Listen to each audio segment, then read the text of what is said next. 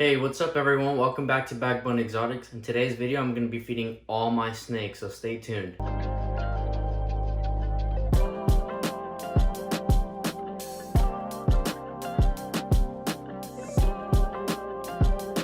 So just as a warning, in my last video, like in part 1, I fed all my snakes that were feeding frozen thawed, but I mean that's not many snakes. I believe it's only like 4. So in today's video, I am also going to be feeding live.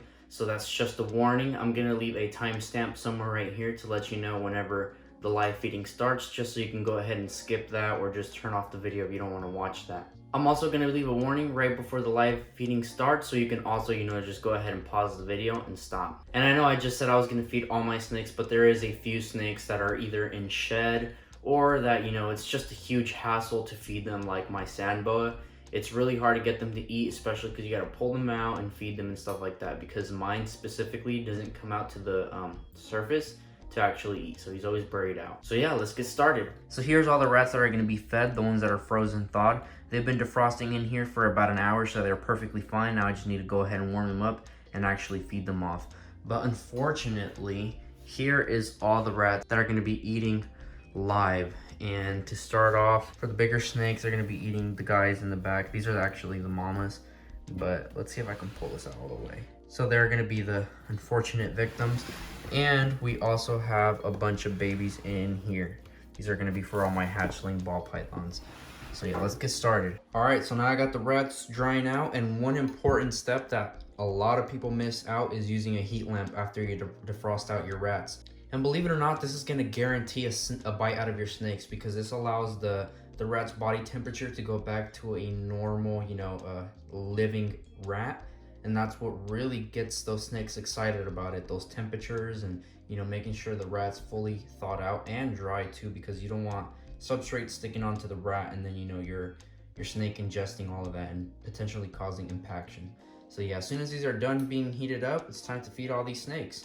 And just to be extra safe, I like using my little temperature gun to show me the temperature. So out here it says 83, and you want the temperature to be at around 95 all the way up to 100 degrees. So let's go ahead and check. In 92, 92, and 85. So they need a little bit more heat and then they'll be done. All right, let's check now.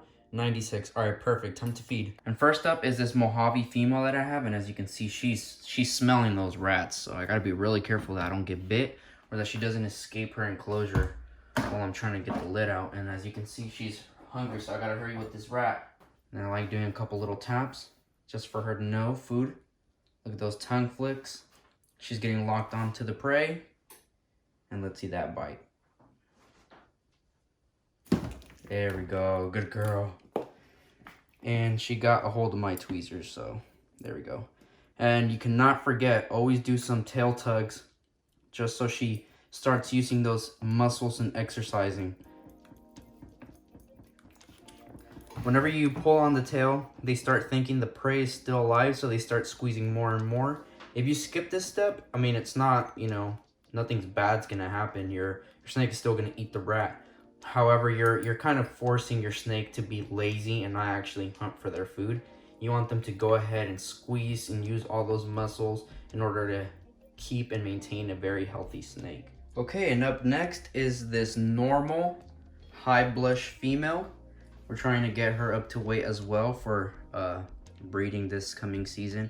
And as you can see, she's locked in on this rat as well. But I'm gonna make her work for her food and get her mind thinking. As you can see, she starts locking on this other way. And one good way that you know your snake's about to bite is look at that classical S shape and no more flickering of the tongue. She's staying as still as possible, so that means if I bring the rat over there, she's gonna bang it right away. There we go. Such a gentle bite, but there you go. Took her a little bit while for her to actually bite, but there you go. And that's exactly what I said. Even though she already bit it, I still gotta really tug on it. You see how she's using her entire body to really squeeze this animal, and that's exactly what you want to see. You want her to use all those muscles to help her keep her healthy, and you don't want a fat snake ever. You want a nice, thick, healthy snake. So there you go. Keep tugging. As you can see, everything. She's even using the power that she has in her tail to squeeze. So then we can finally let go. Boom. Look at that. Healthy snake. And look at her enjoying this meal. And if you pay real close attention, I'm gonna try not to touch her in the head, but look where my tongue is. Right here is one muscle, and on the other side is another muscle. And you can see how big that is on her. So that's how you know she has a real strong bite force. And that way, as soon as she bites on it, since those muscles are so strong, they clamp down really strong, there's no way that rat is getting loose, especially because they have hundreds and hundreds of really sharp teeth, and make sure that it goes deep inside the flesh of the rodent, and then, you know, combined with those strong jaws, there's no way this animal is getting out. And as you can see, Maui's next, so let's go ahead and open it.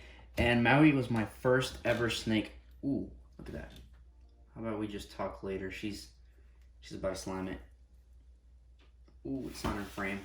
And now I can't even grab the camera. Oh crap, you can see it in the reflection. Let's see if she... Whoa. Whoa.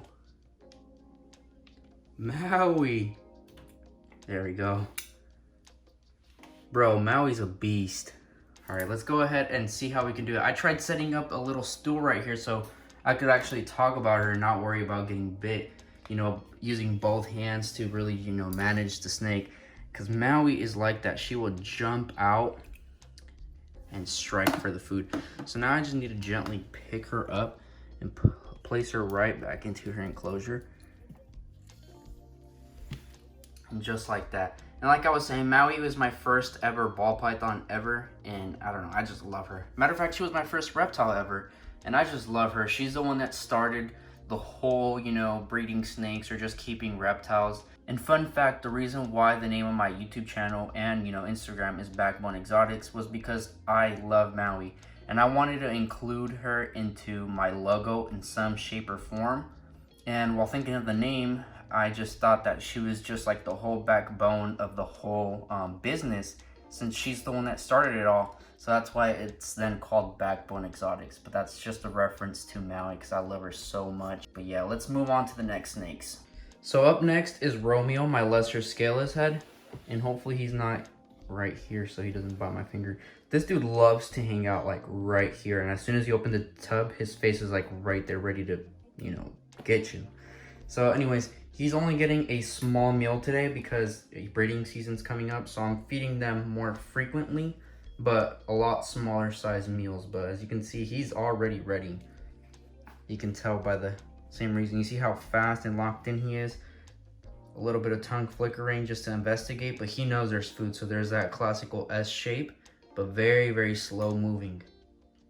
One good way to know that you are about to get bit by a snake, or that they're about to strike. So then you just quickly boop them on the nose and they get it. Oh, he literally just splashed water everywhere. And last but not least is George. He's gonna be the last one to take the frozen thawed item today, so I'm trying to get the camera positioned. So you can tell by George's body language, he knows something's up right now because he's usually all coiled up, and right now he's finally started stretching. You can't really see it, but from my angle, you can tell that his eyes are locking onto me over here. So I know as soon as I tap him with this rat, he's gonna start looking in this direction. Come on, George. There you go. And actually, believe it or not, this is breeding body language. Oop, now he hears it. Because whenever I started pushing on him, he started pushing back. Ooh, but here comes George. Locked in on that. I'm just trying to lure him more this way so he doesn't hit the glass. And even to this day, George still scares me whenever he eats, so I'm keeping my safe distance.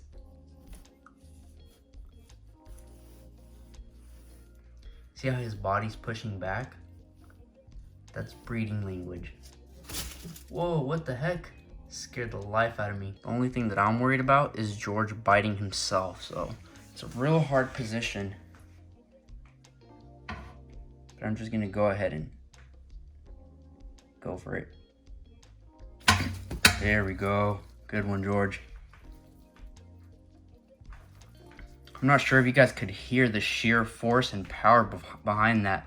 I don't even know if I got that on frame, to be honest. I'm more worried about the safety precautions. You don't really want to be handling large snakes or even feeding large snakes when you're all by yourself. And unfortunately today, I have nobody to spot me. And with larger snakes like this, you definitely want to go ahead and tug a lot harder so they can really feel like they're taking down the prey, especially since it's really hard to make sure they have an appropriate size enclosure. I have him right now in a 4 by 4 foot and 2 foot deep, if that makes sense. So that should be plenty big for him, but even then I feel like he deserves a lot bigger, especially because he doesn't do enough exercise. But I don't know why today, usually George, smashes his food. Today he took a little bit longer. Like I said, it's a little bit weird how he was pushing on me with this. It's kind of like a breeding thing to do. Even ball pythons would do it. So that was kind of interesting. I never actually seen him act that way. So instead of waiting to feed him the second one, since he's going to take his time eating that one, I'm just going to go ahead and place this other rat right here. You see, like I said, pushing slowly. See how he's pushing? Let's see if we can get it on camera. See how he's like pushing. Whenever our tub like rub on him or anything like that, how he pushes away. That's breeding. They rub up against females whenever it's time to breed. So this guy, I think he wants to breed, but unfortunately have no females that are ready. So anyways, let's move on. All right, so now this is your chance to click off the video because now the live feeding part commences. If you have any hate comments, please keep them to yourself. I don't want to hear it. I know a lot of you guys don't support live feeding. I actually don't support live feeding either unless it's absolutely necessary. As some of you guys know, ball pythons absolutely suck when it comes to eating. So unfortunately, the only way to actually get them to eat is by doing live feeding. And I have tried transitioning live feeding snakes onto frozen thawed, but I have found that 9 times out of 10, the snake will still strike at the item, but won't actually eat it. And I feel like that's just a waste of money and a waste of a life, because either way the rat passed away. It doesn't matter if it's humane like CO2 or if the snake constricts it and kills it that way. It's still a loss of life. So I still believe in, let's not waste any food. And like I said, I hate doing this, but it's part of life. No matter what, every time you eat tacos or whatever, you're eating an animal. It's unfortunate, but if I could literally just feed all my snakes just straight up water, trust me, I would. But unfortunately, that's not the case. All right, and now for the people that are gonna watch the live feeding, let's get to it. And as I'm about to start feeding live, I look down and George is literally already eating his second rat. What a beast. So first we're feeding off hatchlings. So we are gonna be using some rat pups. And I think I'm gonna be using this larger one for Milo, which is my, he is my GHI Mojave. Let's see if we can get the rat to go in that direction. And there he is. You see him already moving his head? He's already interested. So let's try moving the rat a little bit closer to him. I think he's gonna come all the way out. And there we go. You see that good coiling? Like I said, it's super unfortunate. I hate this. I hate even when they make the noise, but it's part of life, like I said. But as you can see, they quickly snatch on, and then they do that quick coiling, which is good because a lot of snakes will actually not even coil, especially like one of my snakes, Pacific gopher snake. They really don't constrict prey at all, so it's 10 times worse. As you can see, the rat is already even passing. And one huge misconception that people used to think was that snakes suffocate their prey, and that is completely not true, because that would just be so exhausting on the actual snake, and 9 times out of 10 the rat would actually get away, because it actually takes 5 minutes without a single breath or with no oxygen in order for the brain to go brain dead. And that's obviously what you need in order for the snake to be able to safely eat the rat. What actually happens is that the same thing happens whenever you go get your pressure taken at the hospital. When they put that thing around your arm and they constrict, as you can most likely tell, like your veins pop out and all in your hands because it's so much blood pressure in there. And now put that to size. Imagine getting squeezed, that same thing that goes around your arm. Now imagine it on your whole body. That would just simply be too much pressure inside your blood, and everything would explode, and that's how they actually pass away. But okay, that's enough. No more suffering. We're just gonna wait for him to finish, killing off the prey, and then, we'll get back to him once he starts eating. So next up, the one that's getting this little baby rat is my 100% het pied female. As you can see her right there. Let's get the camera, the GoPro rolling, and hopefully these turn out good. But there you go, that's her. Let's go ahead and grab the babies over here and drop them in there.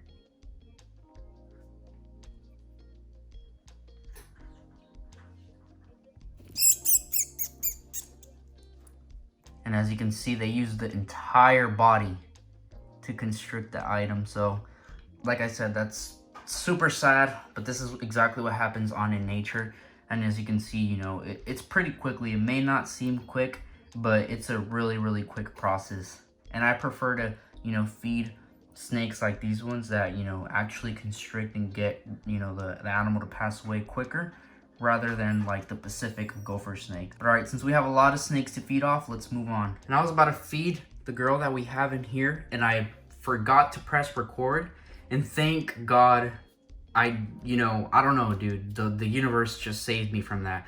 So what happened was that I actually threw the rat in there, and the snake was coming up to grab it, but somehow miraculously the freaking rat ran out, and it just did like a Super Mario jump, and it ended up landing right here, and it crawled this way and it went in there. It was so amazing.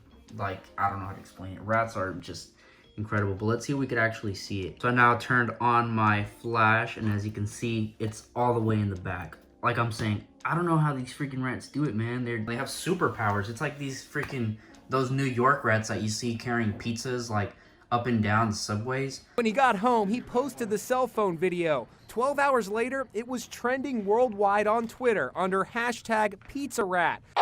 I don't know, man. They're amazing. But anyways, let's skip that one. I'm gonna go ahead and open this one. And in this one, I believe it should be my clown. Let's go ahead and open it. Hopefully he's not right there, and he is. So unfortunately, I don't think I'm gonna be able to get the GoPro in there. But let's just go ahead and grab a rat and just toss it in there. Yeah, there we go. Unfortunately, I missed it, I think. But as you can see, you know, there we go. Grabs it really, really well. And especially with these bigger snakes, they're able to like kill the prey a lot quicker. And as you can see, he has a really good grip around its neck. So that's just like a super easy way to, you know, for the snake to actually kill the rat a lot quicker.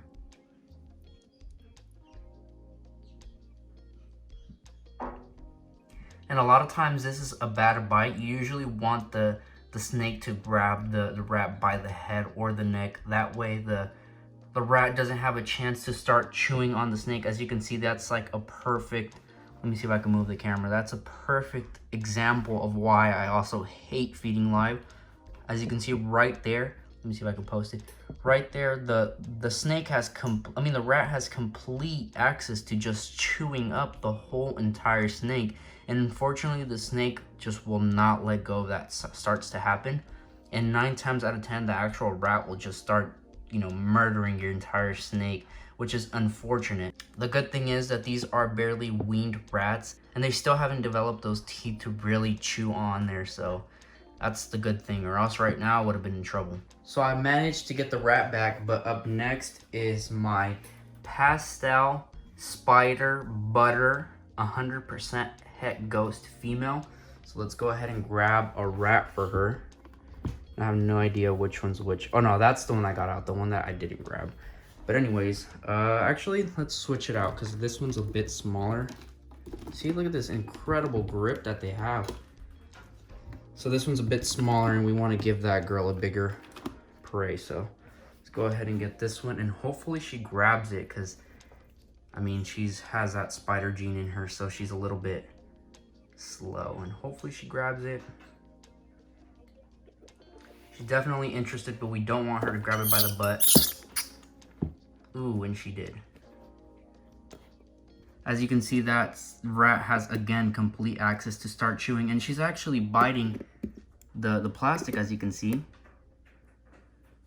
Actually chewing on this. So this is why I said another example, real life example of why I hate feeding live. And now there's blood getting everywhere, so too graphic. Let's put it away.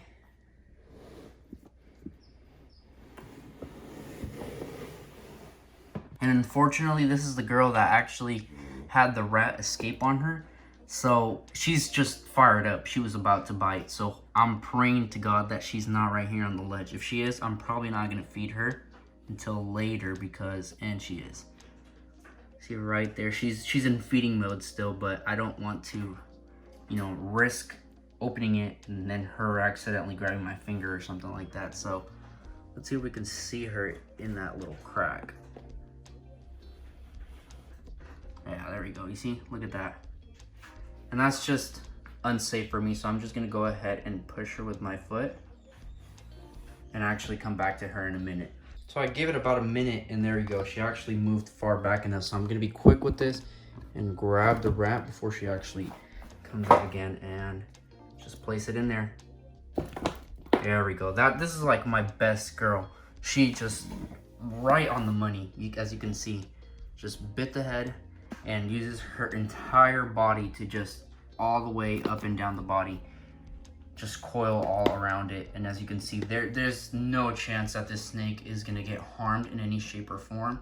And out of all the rats that we have fed today, this one's gonna pass the quickest since it's such a good grip on it. And as you can see, the rats, no matter what, is always gonna fight it. So that's another hazard. As you can see right there, it's kicking and scratching. So if it has nails strong enough, it will actually, scratch up your snake. And as you can see, that stretch with the leg, I can guarantee you that this rat is already passed away. It may kick and, twist a little bit, a few more times, but that's just, your muscles and your nerves in your body. But like I said, 100% this rat has already passed, which is, very, very humane in my opinion.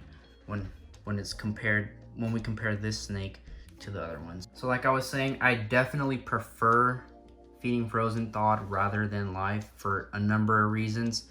And as you can see, like there's a lot of health reasons for the actual snake, and it's also just really not ethical. It's really sad process in my opinion, but at the same time, it's awesome. It's very educational, and it shows us how these animals have been able to survive for millions and millions and millions of years by using these primitive hunting skills that are just so, just amazing. They're so high tech at the same time, because if you think about it, like I said, it has fooled scientists and everything for years and years and years. We have always thought that, the rats die of suffocation, when it's actually, explosion of every single artery and vein inside the body. So as you can see, it's very, very efficient. It may not be efficient sometimes when the other snakes, whenever they bite the rat in the butt, but whenever they bite on the head, it's so quick and easy. And I don't know, there's just not enough I could say about it. It's just really, really cool. And now it's been about a minute or so since I last filmed that last clip. But anyways, let's take a look at all the snakes. He's already definitely done. He already ate that one. Oh no, he still has his mouth open. Yeah, he definitely just finished it, like literally seconds. As you can see, he's still fixing up that jaw and has a little bit of sphagnum moss inside his mouth, unfortunately, but he will spit that out. Like I said, there you go, fixing up that jaw. So let's put him away. Let's check it on Romeo. He's the one that had the frozen thawed. Yep, been done with that, because you don't have to actually construct the prey. And now let's check up on the clown. Let's see.